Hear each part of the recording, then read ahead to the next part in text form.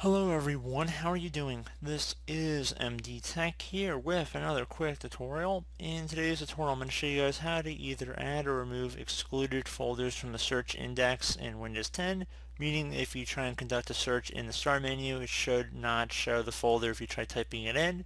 So this should hopefully be a pretty straightforward tutorial, and without further ado let's go ahead and jump right into it. So we're going to go and start by opening up the start menu. Type in index. One of the best matches should come back with underneath settings, change how Windows searches. You want to go left click on that. Select the modify button.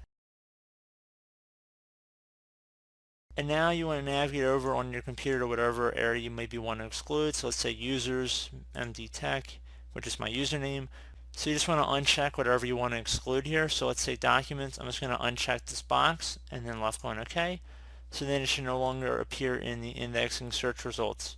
So pretty straightforward process here, guys. Do hope I was able to help you out, and I do look forward to catching you all in the next tutorial. Goodbye.